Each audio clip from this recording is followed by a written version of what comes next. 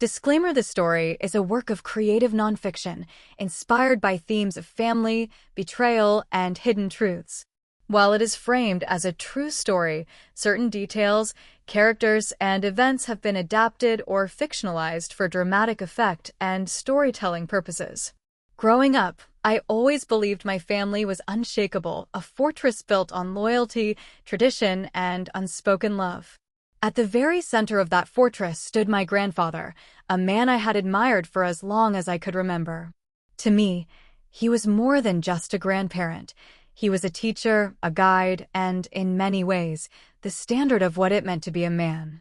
He was respected by neighbors, relied upon by relatives, and adored by my grandmother, who stood faithfully by his side for decades. To everyone in our small community, my grandfather represented stability. If something broke, he fixed it. If someone stumbled, he extended his hand. If a problem arose, he somehow had the wisdom to solve it. As a child, I sat on his lap, listening to stories about his youth, tales of hard work, sacrifice, and resilience. He told me how he had built his life brick by brick, carving out a future not just for himself, but for the family that would follow. My grandmother often smiled quietly during these moments, her eyes filled with admiration, as though she too was still captivated by his strength after all these years. Their love story, as I understood it, was one for the ages, unshaken by time, trials, or temptations. At least, that's what I thought. Holidays were the best proof of our togetherness. Every year, our family gathered around one long wooden table, with grandfather at the head, carving the meat with precision, cracking small jokes that made everyone laugh. There was an unspoken hierarchy, and he was at the top, the unquestioned patriarch whose word was final. For me, those evenings were magical, and I clung to them, believing they were the blueprint for what a family should be. But beneath the comfort of routine and tradition, there were moments that I dismissed as irrelevant. A sharp glance from my grandmother when he came home late, or the times he grew strangely silent during family conversations. Once or twice, I noticed how he would drift away during celebrations, his eyes lost in a world far removed from ours. I ignored it. We all did. Because to question him, to doubt him, felt like tearing apart the foundation of everything we had been taught to believe. I loved him deeply, and because of that love, I never once imagined he could be anything less than the man I thought he was. He was the example I wanted to follow, the measure against which I would one day judge myself. To me, grandfather was flawless, or at least, I forced myself to see him that way. What I didn't know then was that every family, no matter how solid it appears from the outside, has cracks. Some are small and harmless, others so deep they threaten to destroy everything built upon them. The night I would come to witness those cracks was still ahead of me. And though I didn't know it yet, it was a night that would change everything I thought I knew about love, loyalty, and the man I had always called my hero. It was supposed to be just another ordinary evening. My parents had asked me to spend a weekend at my grandparents' house, partly to keep them company and partly because they believed I needed a break from the chaos of school and city life. I didn't mind. In fact, I usually enjoyed these visits. The air was cleaner there, the nights quieter, and the presence of my grandparents always gave me a sense of comfort. But that night, without knowing why, I felt an uneasiness I couldn't quite name. From the moment I arrived, I noticed something was off. My grandfather, usually warm and commanding, seemed distracted. His eyes darted toward the clock more often than usual, and when he thought no one was looking, he fidgeted with his hands, as though trying to steady himself. My grandmother, on the other hand, appeared blissfully unaware, humming to herself as she prepared dinner. I tried to brush the feeling away, but a knot of curiosity had already formed in my chest. After dinner, the house settled into its usual rhythm. My grandmother retired early to her bedroom, as she often did, while my grandfather lingered in the living room, pretending to read the newspaper. I stayed in the guest room, scrolling through my phone, half distracted by the faint creaks and shifting sounds that traveled through the old wooden house. There was nothing unusual about a house making noises at night, but something about them felt intentional, deliberate. Around midnight, I decided to get a glass of water. As I stepped quietly into the hallway, I noticed a faint glow seeping through the crack beneath the living room door.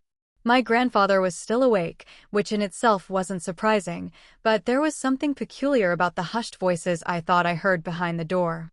At first, I assumed the television was on, but as I drew closer, I realized the tones were too soft, too secretive.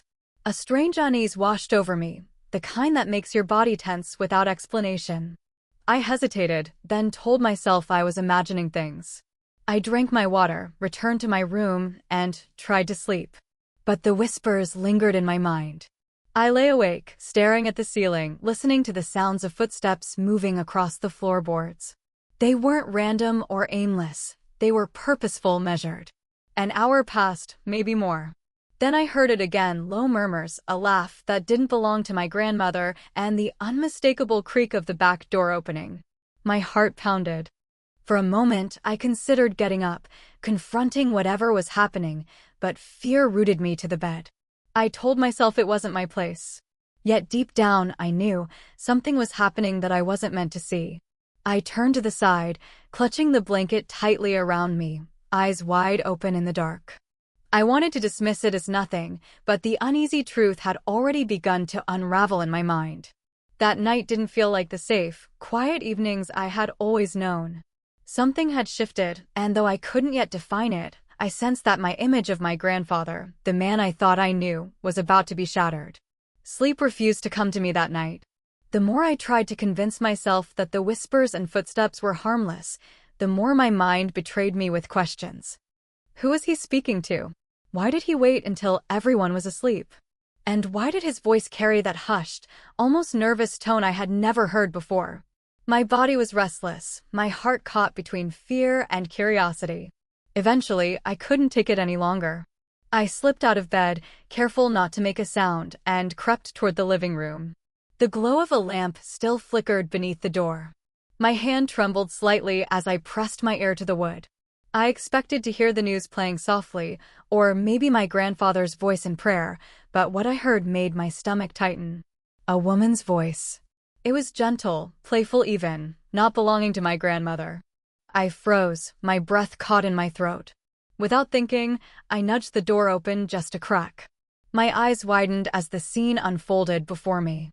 My grandfather sat close to a woman I had never seen before, her hand resting lightly on his knee. Their bodies leaned toward each other with an intimacy that needed no explanation. He wasn't reading, he wasn't praying, he was smiling, laughing in a way I hadn't seen in years, his face lit not with the warmth of family, but with something far more dangerous. I felt as though the floor had disappeared beneath me. For a moment, I couldn't breathe. This man, the pillar of my family, the figure I had admired and trusted, was living a life I was never meant to witness. It was betrayal in its rawest form, unfolding right before my eyes. The air felt heavy, pressing down on me, as if the house itself was warning me to turn away. The woman whispered something in his ear, and he laughed, so carefree, so unburdened, a side of him I realized I had never truly known. Their hands brushed, lingered, and in that instant, any doubt I had clung to dissolved completely. This was not a misunderstanding. It was real. It was happening. My first instinct was to run, to storm in and demand answers. But fear pinned me in place. What could I possibly say? How could I confront the man who had built his image so carefully, so flawlessly, for all these years? I backed away slowly, praying the creak of the floorboards wouldn't betray me. My heart pounded so violently I was certain they could hear it. Back in my room, I collapsed onto the bed, hands trembling. I wanted to cry, but the tears wouldn't come. Instead, there was only shock, a suffocating silence that filled my chest. The image of my grandfather, the man who told stories of loyalty and honor, was shattered into pieces that could never be put back together. That night, I realized something terrifying. Sometimes the people we love most are capable of the darkest betrayals. And once you've seen the truth, you can never unsee it. The next morning, sunlight spilled into the house as if nothing had happened. My grandmother hummed softly in the kitchen, preparing breakfast the way she always did, moving with the ease of a woman who had lived decades in routine comfort. My grandfather sat at the table, sipping his coffee, his expression calm and unbothered, as though the night before had been nothing more than a dream. He smiled at me when I entered the room, and for the first time in my life, I couldn't bring myself to smile back. I sat across from him, forcing myself to act normal, though inside I was unraveling. Every gesture he made, the way he stirred his coffee, the way he asked if I had slept well, felt like a performance, a carefully rehearsed act for the family he had been deceiving. My grandmother leaned over to place a plate in front of him, her hand brushing his shoulder affectionately. The sight of it nearly broke me. She had no idea. The loyalty in her touch, the softness in her voice, it all felt cruel in the shadow of what I knew. I couldn't speak. The words were trapped in my throat, burning to escape, but silenced by fear. What right did I have to expose him? Would anyone even believe me? Or worse, what if they did believe me, and the truth tore everything apart? My chest tightened at the thought of my grandmother's face crumbling under the weight of betrayal. She didn't deserve that pain, yet keeping silent felt like a betrayal of my own. Throughout the day, I caught myself studying him. Every word he spoke, every smile he offered, seemed tainted with dishonesty. For the first time, I noticed how easily he shifted roles: affectionate husband, wise patriarch, doting grandfather.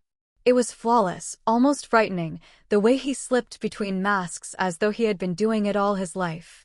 I found myself avoiding his gaze, unable to meet his eyes without seeing the scene from the night before.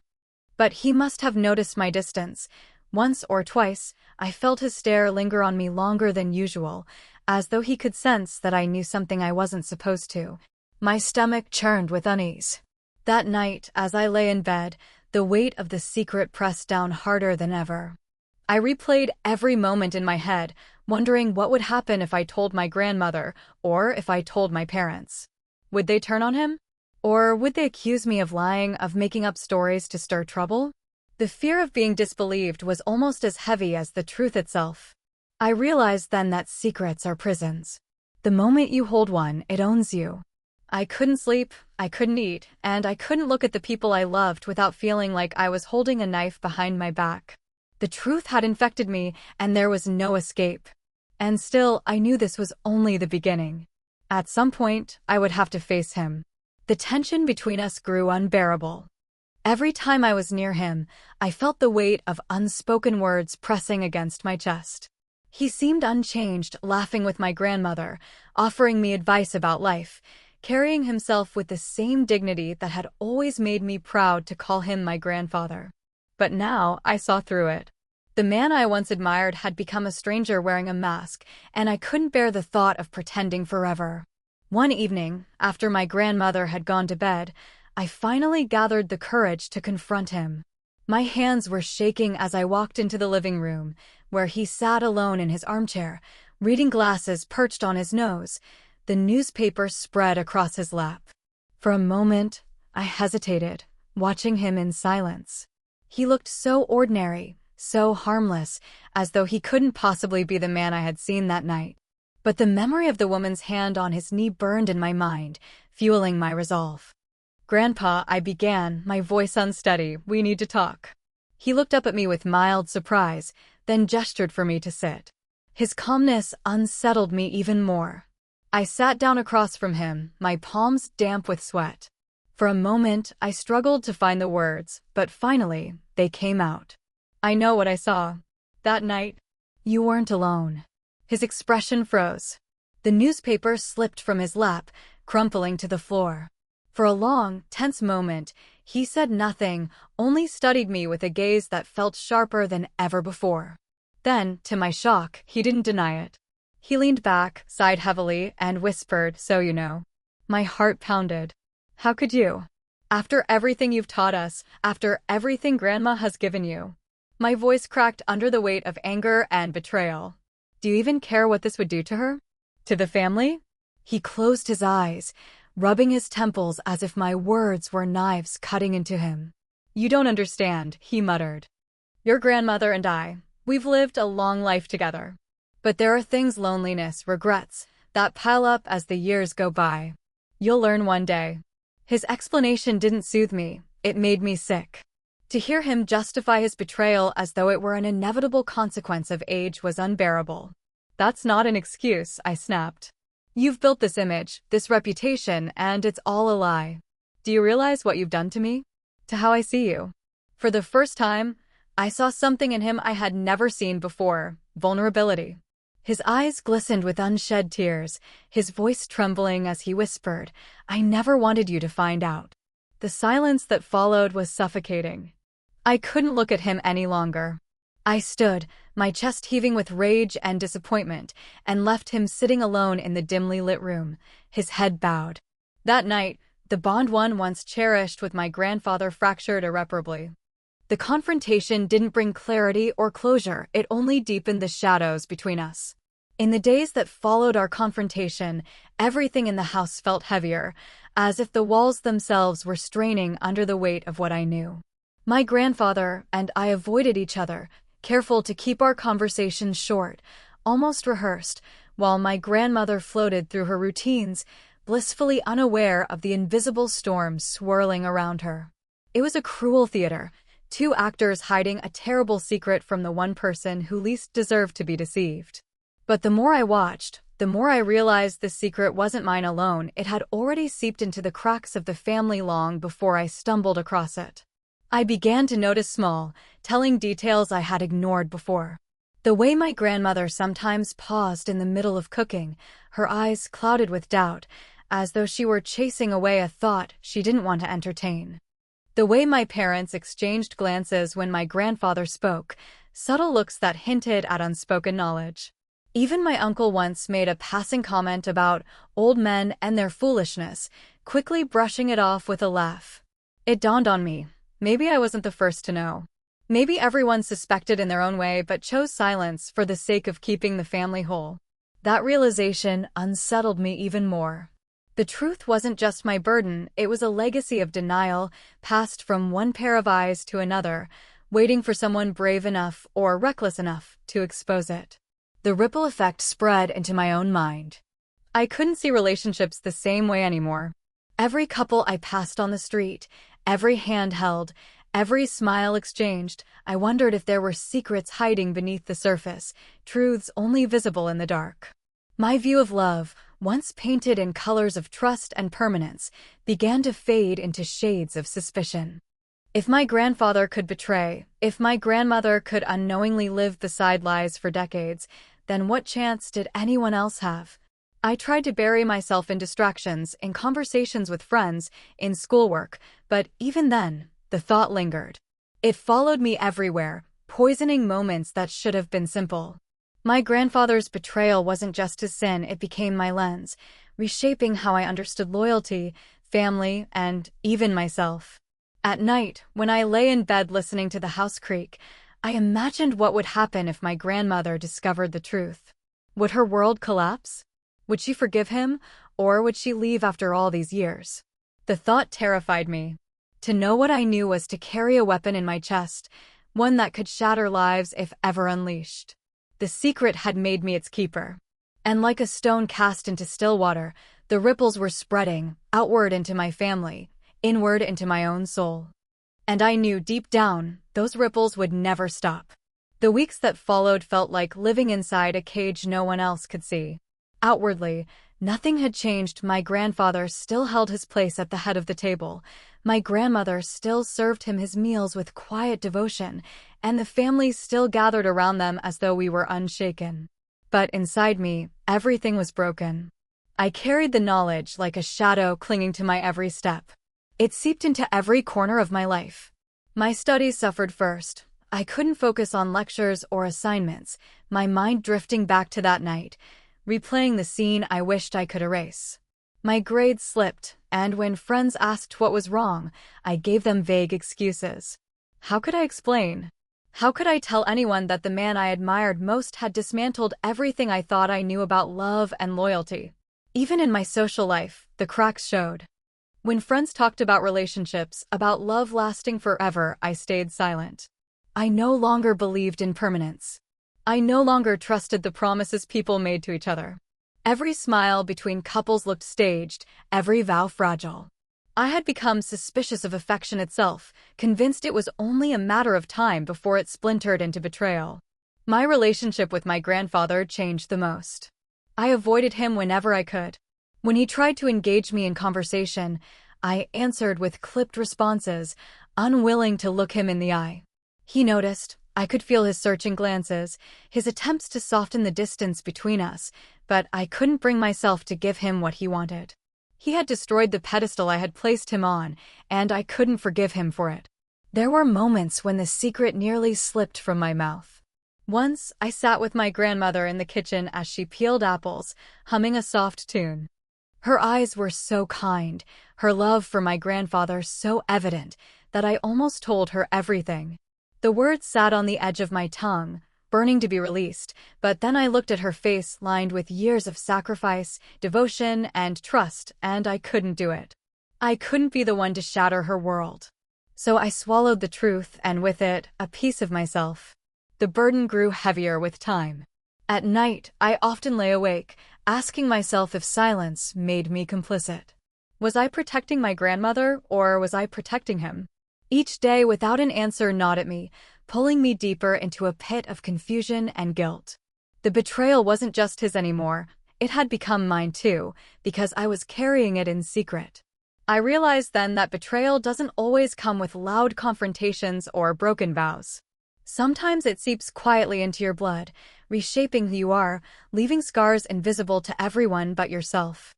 Time has a way of dulling the edges of pain, but it doesn't erase it. Months have passed since that night, yet the memory still lingers in the quiet corners of my mind, as sharp as the moment I first saw it. My grandfather still carries on as though nothing ever happened, his mask firmly in place, his reputation intact. To the world, he remains the wise patriarch, the man of principle, the anchor of our family. But to me, he is no longer that man. He is someone I will never fully trust again. What changed most, however, wasn't him, it was me. That night altered how I see love, loyalty, and even myself. I used to believe in absolutes. That love, once declared, was unbreakable. That loyalty, once given, was eternal. My grandparents' marriage was my proof, the standard I compared all relationships against. But now I understand that even the strongest-looking walls can hide cracks, and sometimes those cracks run so deep they threaten the foundation itself. I began to see my grandfather not as a hero, but as a man flawed, selfish, capable of weakness. It hurt to strip away the image I had built of him, but perhaps it was necessary. Maybe we all carry illusions about the people we love, painting them in brighter colors than they deserve, because we need to believe in something pure. And maybe, when those illusions collapse, we are left with a truth that is harder, colder, but more real. Yet the hardest part of all is the silence. To this day, my grandmother doesn't know what I know, or if she does, she chooses not to acknowledge it. She continues to live in her quiet devotion, perhaps out of love, perhaps out of fear, perhaps simply because it is easier than facing the truth. And I continue to carry the secret like a ghost chained to my heart. Sometimes I wonder if I should have spoken out, if I should have torn the family open and forced the truth into the light. But then I think of the cost, the heartbreak, the destruction of trust, the unraveling of decades of life together, and I stop myself. Perhaps silence was the only choice I had, even if it condemned me to a lifetime of questions I can never answer. I no longer see love as a fairy tale. I see it as fragile, flawed, something that must be nurtured, but is never guaranteed. I no longer see family as perfect. I see it as complicated, messy, full of truths we often pretend not to see. And I no longer see myself as a child shielded by illusions. I see myself as someone who has been forced to carry a burden too heavy, too early. That night with my grandfather didn't just reveal his betrayal, it revealed the fragility of everything I thought I knew. And in that single moment, my world was rewritten. That night changed everything. 4.